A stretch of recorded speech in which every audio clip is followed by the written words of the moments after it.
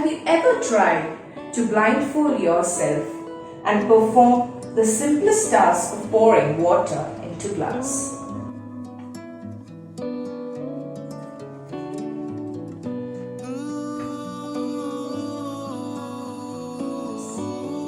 The best and the most beautiful things in the world can't be seen. They must be felt in the heart of every human being. How often do we take our whole existence for granted? It is not destiny which defines who we are. It is the choices we select which makes our life worth enriching. One such person who makes such extraordinary powerful choices in her life made sure she left no stone unturned in her way, struggled for her mere existence. This superhuman woman is given the title by our Honorable President as the courageous daughter of India. The National Award winner, Miss Tiffany Brard, who became blind after her premature birth due to absence of oxygen resulting in complete blindness. She pursued B.Ed in special education, converses in more than 6 different Indian languages, is a TEDx motivational speaker. For her, I could rightly tell, sky is the limit. मित्रों, चेन्नई की Tiffany Brar हम सभी के लिए एक उदाहरण है। वो बचपन से 100% दिव्यांग होने के बावजूद भी पढ़ाई के साथ साथ पैराग्लाइडिंग, स्काई डाइविंग, साइकिलिंग, रस्सी चढ़ाई और अन्य साहसिक खेलों में भाग लेती रही। टिफनी बराड़ बचपन में ही कई भारतीय भाषाओं की जानकार बन गई। अब वे विभिन्न सामाजिक कार्यों से जुड़कर सेवा कार्य भी कर रही हैं। टिफनी अब दुनिया भर में दिव्यांगजनों के लिए विशेष शिक्षा पद्धति पर कार्य कर रही है। भारत की यह साहसिक बेटी आज दुनिया के लिए एक रोल मॉडल बन गई। रोल मॉडल के रूप में दृष्टिहीन और निम्न दृष्टि महिला राष्ट्रीय पुरस्कार प्राप्त किया है सुश्री टिफनी ब्रॉड ने, जो कि तिरुवनंतपुरम केरला से हैं। आप 100% विजुअली इम्पेयर्ड हैं। आप ज्योतिर्मय फाउंडेशन की फाउंडर और डायरेक्टर हैं, जो computer access technology, mobility, communicative English पर मार्गदर्शन प्रदान करता है। 5 भाषाओं में आप प्रवीण हैं। Welcome, Tiffany, to this Real Talk session. How are you? I'm fine, thank you. Especially in this current time where a lot of situations are changing. Yeah. It's required that we all be positive. Correct. So, you are the founder of Jyotirgamaya organization, the Mobile Blind School. At what point in your life did you get the insight to set up such a school, and what are the challenges accompanied while running such an institution? Well, actually, I am a part of my own target group. I am a person with a visual impairment. I have been blind since I was very small. I mean, as long as I can remember, I've been blind. So I faced a lot of discrimination in my childhood. Like, we never used to get any Braille books on time. Like, we either used to get the Braille notes after the exam or just one day before the exam. So then it was like a running race. Like, we had to study much harder. We had to have readers. We had to pay the readers. We had scribes. We have all these things and we had no help. I mean, sometimes our friends would jeer at us and tease us because we can't run as fast as them, or we fall down. I mean, they even would not take us out because they would be scared that we would fall down or something wrong would happen, And so I was like, why? Why are they so reluctant? Why are they so scared? So I decided that this discrimination should stop. So I decided that we have to do something, and who better than me, a part of my own target group, can do something. Now, there are many organizations who have been started by people without any disability. There are many organizations, but they do something for the disabled people, or they do something for the differently able people. It's not with them, but I am doing it with my community, for my community, because I am a part of my target group. I've experienced that problem. I've been there and back. So that was my driving force, that there should be no discrimination, especially because I was thrown out of a classroom. I was thrown out of a classroom because I gave the correct answer. Can you believe it? Because I was blind, only because I was blind. So these are some incidents that triggered me to start my organization. I worked in an organization called Brave Without Borders for around 8 years. I studied my special education at the Ramakrishna Mission. I did my BA English Literature at the Government College for Women here in Trivandrum. And even my 12th I did in CBSE board, and I managed to scrap an 84% because I took humanities and I was doing it with other sighted children. But in my 10th exams, I could not score high marks simply because there was maths, physics, and chemistry, and these three subjects were not taught to us properly. Equations were not taught to us properly. There were many, many difficulties. I mean, in the maths period, we had to sit at the back bench, or we had to go uh, inside the resource room and be with the resource teachers, because the maths teacher would say, okay, I'll make you pass, I can't teach you, you ask your resource teacher. And some of the resource teachers who may not have maths as their methodology subject, who have just learned Braille and special education, and they just used to help us read and dictate notes and other things, but they could not teach us maths, physics, and chemistry in depth. So I could not take these subjects. Now things are improving with the advent of technology. So that's how I started Jyotirgamaya. It is a mobile blind school. It started in 2012 unofficially. I used to travel to the houses of blind people, train them, bring them out, and we brought quite a few people out of their homes. We brought a 12-year-old girl, Shifna, who has discontinued her education in the 7th standard due to illnesses. We brought her out, we taught her Braille. She then got admission into a school. Now she successfully finished her 12th. Now she uses a computer like a whiz. She uses a phone. She started her own radio channel, and she is even smarter than me in the technological field. So that is transformation. There are two other boys who have been completely uneducated, and they were taught at Jyotirgamaya, and now they also are more, experts, and they are very, very, very well informed. They've both written their 10th exam and passed. So there are many such case studies like that, many such students. And we have a residential training center also, where we train blind people for a 4-month course in various subjects like computers, Android, iPhone, all other assistive recording devices, every form of access technology, interpersonal skills, English, and now we're also exploring to teach them self-defense, yoga, vocational training, and helping them for competitive exams and all that. We're exploring different things so that they have different experiences in life. We take them out for adventure trips. So we have a mobile blind school for those who cannot come to the center and for those who are unreachable. And then we bring them to our residential training center. So this is what actually Jyotirgamaya does. What is the element which keeps you going through your darkest days of your life? Something which pushes you through. Well, I can't say there is any particular element. A few good friends, a few good words. Also, a lot of speeches that I hear, a lot of motivational talks of other people who are having a worse situation than mine. I mean, there are people who are undergoing worse, situations. Like,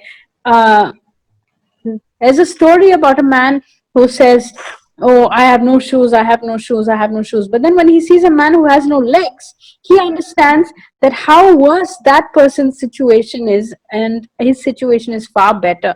So I think of that theory. I think of many other theories. I listen to a lot of TED Talks and motivational stories of people. I read people's bio. I interact. I'm on a lot of Women Connect platforms like Women Economic Forum, World Pulse. Many platforms where I interact with different people. I have a few good friends who help me, and also I pray a lot, and I think that God gives me that inner strength. And also I have a good team behind me. I have a good team, so we all brainstorm, and sometimes the going's not good because running an NGO is not a piece of cake. Yeah. Sometimes some other NGOs are behind you. They consider you as a threat for their existence. They consider you as a competitor. In some NGOs, for the I mean, differently abled. I mean, they even brainwash your students, said, okay, don't go there. They are like this, or they are like that, or they are doing this, or there's mismanagement, or there's not good, or I mean, so there are obstacles everywhere. So then we have to overcome those obstacles and say, okay, now we're not, I mean, getting here in this far, so we have to reach out some other way. We have to do something else. We have to, in some cases, parents are reluctant for sending their I mean, blind offsprings to our NGO to say. So we have to convince the parents, hold workshops. Sometimes our techniques are old or outdated, like our training program. So we have to empower ourselves. We have to increase our skills. This lockdown has helped us to do a lot of empowerment training courses, a lot of online courses to modify our syllabus, to, I mean, be up to date with the current trends in access technology, digital inclusion, and those kind of things. Also, I give talks. I mean, I give motivational talks in some places about digital inclusion, about accessibility, about gender equality, about my story in life, and to end the discrimination. So these are the elements that actually keep me going. But I don't think the challenges are. We do face challenges. Even I get depressed. I get emotional. I am not at all perfect. I get emotional and I'm like, okay, I'm wrapping up this organization. There have been times where I have said that. But then after a day or two, I talk to my team members, or I talk to a good friend, or I talk to, I mean, someone, or I just sit and I pray to God. And then I have an insight that, okay, I mean, no, I should do this, or somebody or the other, some well wisher, some donor. I mean, even my helper at home, who's like a mother to me after my mother passed away, she's like actually replaced my mom in many ways. So we talk as friends, and she's even she gives me a lot of ideas. Okay, do this. Okay, aise karo. Okay, waise karo. Okay, okay, this is good. So even she gives me a lot of ideas. Okay, let's do cooking class. Okay, let's do this. Let's do. So I mean, experiment. I mean, some of my team members also do that. I mean, they give me their ideas. I have a friend who's abroad. He gives me his ideas. I have some friends in the previous organization where I used to work, and they also run their own NGOs. So they give their ideas. I mean, my father, sometimes he gives an idea, or sometimes he says, oh, no, no, no. I mean, in the typical army style. So there are a lot of people who motivate you and who demotivate you. There are some people also who demotivate you. So that is something, I mean, for anyone who will be watching this in the future, who runs an NGO, don't think it's a piece of cake, or don't think, because even in any business or in any NGO, it's a risk taking factor. It's a risk, because in a business you invest money, you have to be prepared to lose money also. In an NGO or in a non-profit, in an entrepreneurial journey, there are risks. You have to not only raise funds. I mean, sometimes we don't get donations. I mean, sometimes we are hard of money. Sometimes I myself, I'm like, okay, now what's going to happen? Or sometimes uh, there's a hospital case, and maybe we have not gone to the bank that day. Maybe we can't withdraw money or something. Maybe now every Saturday and Sunday is a holiday for the bank, so we don't plan sometimes, or sometimes our budget, so we have to either beg or borrow, or we have to sit and think about, okay, what's going to happen for now. I mean, so there are stages where it's very, very difficult. We have to plan in advance, or some things are not planned. I mean, some programs also, I mean, go bad. I mean, because either the announcement wasn't well, or the guest didn't come on time, or the volunteers didn't guide us properly, or some problem or the other is there. So we have to always think, even in finding employment for our blind people, there are always obstacles. Some companies don't want to include us. Some companies say, because you're totally blind, we don't want you. So we're struggling for that employability also. So everything is a challenge. I'm just answering your previous question. As you said, what are the challenges? So there are challenges from parents. There are challenges from school teachers, because they don't want to change the age-old system. Now, actually, one boy has, I mean, topped his SSLC exam by using a computer. So some teachers like it, some people don't like it, some people are jealous, some people gossip. I mean, some people don't like to change the age-old system, because there'll be no scribes. I mean, there'll be less work for some schools or institutions if people get more and more advanced. I mean, there are people who don't like who love the existing system, who don't want, I mean, people like us to come there and, I mean, dig our nose in there and make changes. There are people. Yeah. So my next question to you, Tiffany, is it's a bit of philosophical question. Yeah. How do you find a way to battle your innermost thoughts? You know, when you have your ups, lows, there's a conflict between what your heart says and what your mind says. So, how do you do it?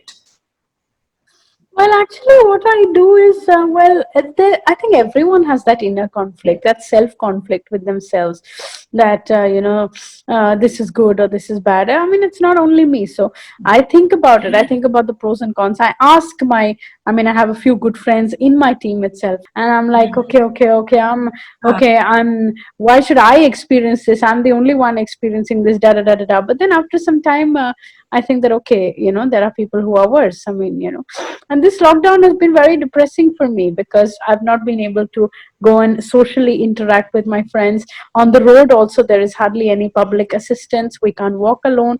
Even if we walk alone, there's hardly any people to help us because we need people to touch us, and there's no one to help us or guide us. And people are like, oh, what's wrong with you in this time of corona to be walking around? So You are a great lover of adventure sports, and as we all know, you have taken up skydiving, paragliding, So, among these activities, which of these activities gave you, the so-called adrenaline rush? Which is your favorite? The skydiving and paragliding were very, very unique experiences because because I asked my mom when I was small. I mean, I was like, how do people fly? I mean, I was fascinated by hearing the flapping of the wings of birds. And I was like, oh, I wish I could fly. And she said, well, you fly one day. I said, not in an aeroplane, because in an aeroplane, we can't really physically feel the air on both sides. We can't really physically feel that we're flying. We're just, sitting there.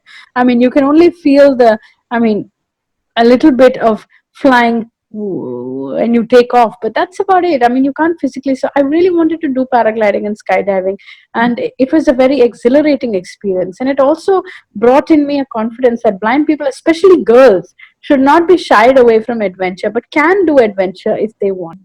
What are the changes which is yet to come in the health sector, especially in India? Even though the medical field is progressing for the disabled community, what more should come in? Well, in the disabled community, especially in this time of pandemic, all the government hospitals are full. I mean, people just don't know what to do. It's a very, very difficult situation for everyone. But here, a lot of disabled people have been forgotten. Like, I had made a post recently because I saw the video of two professors who are not even allowed to touch their lift. Now, how will they not touch their lift? How can they not touch it if it's because, a blind person's eyes is our fingers and our white cane. So how can we not touch something? So the health department should conduct some awareness sessions for people with disabilities, or in apartment buildings or housing colonies or something where people with disabilities are, that you have to do this. Okay, maybe if you have to i mean uh, press the buttons on a lift, or if you have to do this, you can wear gloves, or you can as immediately apply a sanitizer on your hand on the button. There should be health workers who actually give some kind of awareness sessions. Now, you can't do it face to face, but they can do it virtually online. Okay. I still remember during our first conversation, we were talking in Malayalam. And Tiffany, trust me, people who are born and brought up in Kerala find it difficult to speak so fluently Malayalam, you being a North Indian. So, just few words for our Malayali viewers in Malayalam. Anything. അങ്ങനെ ഇപ്പൊ എനിക്ക് ആൾക്കാരെ ബോധിപ്പിക്കേണ്ട കാര്യമുണ്ടെങ്കിൽ ഒക്കെ ബോധിപ്പിക്കാം. എനിക്ക് മലയാളം എനിക്ക് നന്നായിട്ട് അറിയാം. ഞാൻ നോർത്ത് ഇന്ത്യൻ ആണ്. പക്ഷെ എങ്കിൽ പോലും ഞാൻ ജനിച്ചത് വളർന്നത് കേരളത്തിലാണ്. ഞാന് ഇവിടെ സെറ്റിൽ ആയതാണ്. ഇവിടുത്തെ കമ്മ്യൂണിറ്റിക്ക് വേണ്ടി എന്തെങ്കിലും ചെയ്യാനുള്ള ഒരു ലക്ഷ്യത്തോടു കൂടിയാണ് സെറ്റിൽ ആയത്. അത് സാധിക്കുമെന്ന് പ്രതീക്ഷിക്കുന്നു. But I always loved languages. I always loved to learn, because I think learning languages, you get close to people's hearts. അവരുടെ ഹൃദയത്തിനോടൊപ്പം നമുക്ക് ചേരാൻ പറ്റും. അവരുടെ ഭാഷ അറിഞ്ഞാൽ മാത്രമേ നമുക്ക് അവരോട് അടുക്കാനും അവർക്ക് നമ്മളോട് ആശയങ്ങൾ എക്സ്പ്രസ് ചെയ്യാൻ പറ്റും. നമുക്ക് അവരോട് നമ്മുടെ ആശയങ്ങൾ എക്സ്പ്രസ് ചെയ്യാൻ പറ്റും. Now, you may not be always living in Kerala. Most Indians think that English സംസാരിക്കുന്നത് ഒരു symbol of pride ആണ്. I mean, I love English. I love reading English because I study English literature. But besides that, and I can express myself in English, I can write a lot in English, but also we have to be proud of our English languages. Now people think that, ഓ ഗൾഫിലാണ്, എനിക്ക് മലയാളം അറിയില്ല, ഞാൻ ഗൾഫിലാ പഠിച്ചത്. I mean actually they think that ഈ ഗൾഫോ അല്ലെങ്കിൽ U A അല്ലെങ്കിൽ America എന്നൊക്കെ പറഞ്ഞ വലിയ ലൈക്ക് അവർക്കൊരു സിംബോളിക് ആയിട്ടാണ് അവർ കാണുന്നത്. അവർക്ക് മലയാളം അറിയില്ല എന്ന് പറയുന്നതിലൂടെ ആൾക്കാർ അവരെ ഓ ഓക്കെ ഓക്കെ നല്ല രീതിയിൽ ഓ cool man, but you have to actually know your mother tongue. Even if you are in America, be proud of your mother tongue. I mean, whatever it is, be it Malayalam, be it Hindi, be it whatever, be proud of your mother tongue. At the same time, English is a universal language. We all need it. So, yeah. So that's why I'm proud of the languages I've learned, because I could reach the masses. I could reach local people. I mean, when I was small, my mother used to take me to Kovalam beach. She used to take me to various fishermen's huts. We used to sit with the fishermen and eat. And my mother used to, I mean, try to talk in broken Malayalam, broken Hindi. I used to talk in Malayalam properly. And because of that, my mother used to get her fish cheap also, because അവർ വില കുറച്ച് തരുമായിരുന്നു.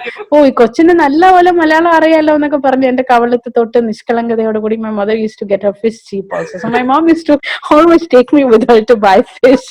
So yeah, that was yeah, that's my experience with languages.